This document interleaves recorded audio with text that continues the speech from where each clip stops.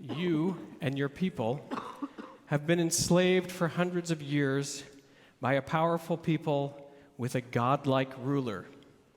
A leader has risen in your midst who has no experience, previously unknown, untested, and even lacking in confidence. Your ancestral God, after centuries of inaction, finally spurs into action and wages war against your mighty oppressors, bringing devastating plague after plague. But your oppressor, the godlike ruler, won't budge. Days before the supposed last of these devastating plagues, the death of all firstborn males, your leader does something extraordinary. He pauses all tactics and war strategies to talk about the calendar. Yes, the calendar. Specifically, he says that the month you're currently in will be the first of all the months, the new year. And as you listen to your leader, you don't even know if you're going to make it through the night. But your leader continues to give specific instructions as to what will be carried out on the ensuing days of this first month, not only now, but for generations to come. Your leader, of course, is Moses, and these events come from this week's Torah portion, Bo. And the instructions that Moses gives will help the people and generations after them remember exactly how we were freed from slavery. This past Monday, January 27th, was International Holocaust Memorial Day, and I was honored to be a part of this incredible memorial event in Hanover, Germany. The program was called the Night Holocaust Project, a poignant and beautiful weaving together of cantorial music with a 100-voice choir and a 50-piece orchestra, alongside dramatic readings from Elie Wiesel's Night. But what went far beyond the powerful music and the raw retelling of Wiesel's horrific story was the overwhelming and uplifting response of the Hanover community. The event was held in the Hanover Congress Centrum, the city's largest venue. All 3,600 seats were filled. And you got the feeling that if there were 1,000 more seats, 1,000 more people would have been there. At the start of the program, dignitaries delivered moving remarks on the themes of solidarity, history, and the denouncing of hatred. The evening ended with an emotional and lengthy standing ovation, but they weren't looking for an encore. They were looking for unity of purpose, mutual respect. Holocaust Memorial Day, January 27th, coincides with the day that the largest concentration camp, Auschwitz-Birkenau, was liberated in 1945. But the commemoration of that day didn't seek to emphasize this idea of liberation. Rather, the focus was on remembrance. Remembrance is the only thing that can ensure that we will remain vigilant against the many forms of hate and oppression. When we remember and teach our children to remember, we ensure that there will be people to fight for our freedoms and ways of life long after we are gone. Back in our Torah portion, after Moses' instruction, we know how the story ends. The 10th plague is carried out against Pharaoh and the Egyptians, and we are finally let go. Not for long, as Pharaoh changes heart and chases us to the edge of the sea, but then they are drowned in it. We are finally free, but freedom has come at a hefty price. When Moses talks about the first month and the calendar, he looks forward. He talks about how we must remember everything that has happened, how much life was lost, how we must teach this story. We learn that the battle and victory against Pharaoh was only a small part of our survival. The key is to look and to observe, to put ourselves in our ancestors' shoes, to learn how much was lost, so that we and others do not fall victim again to hate and oppression. The key is to retell these stories, to remember year after year. On Monday night in Germany, I sang this setting of Haloch V'Karata by Cantor Glanz.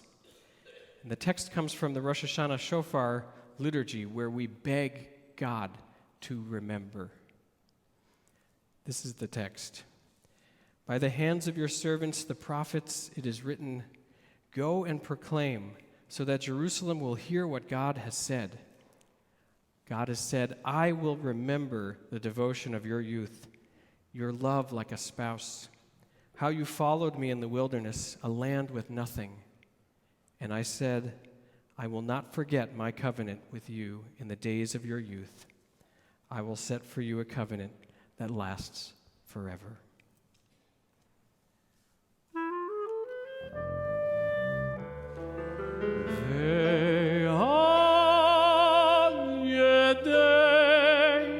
Avadecha hanevim katuv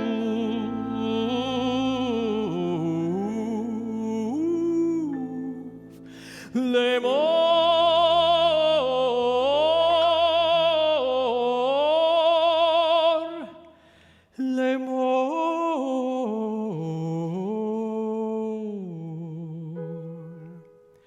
haloch v'karata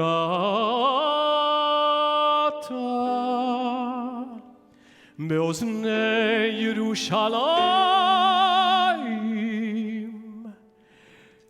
lemor.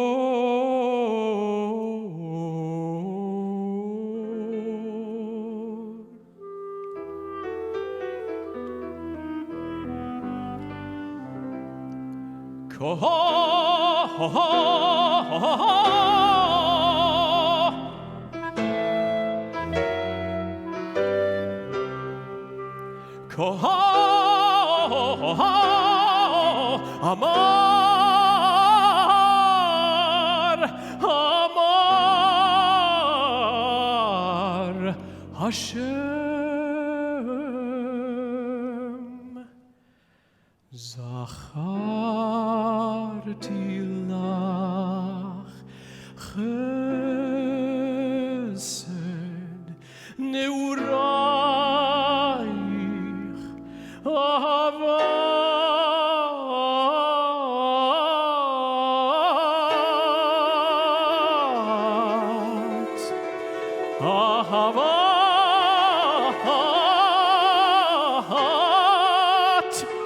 kelulotai.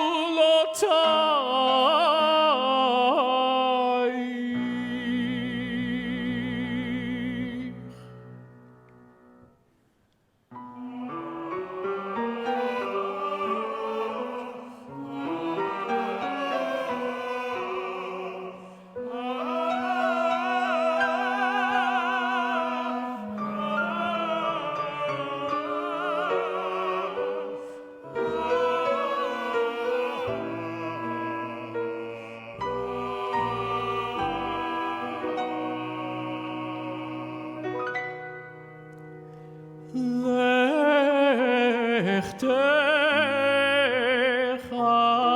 acharai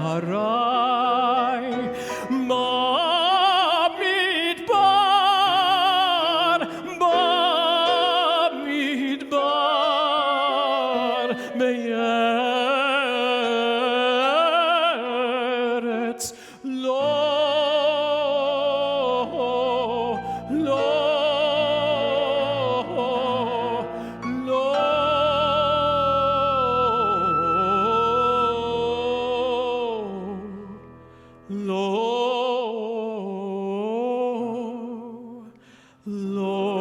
זרועה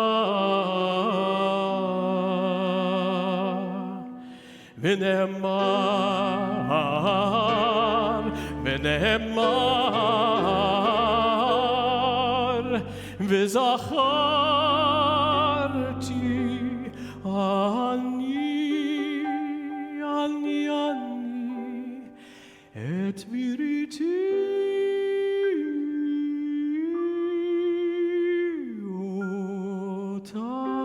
otach bilei neuraich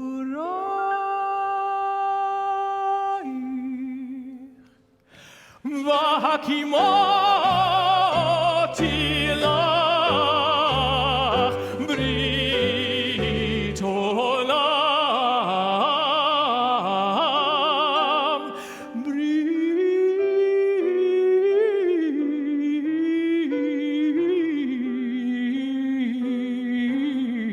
עולם,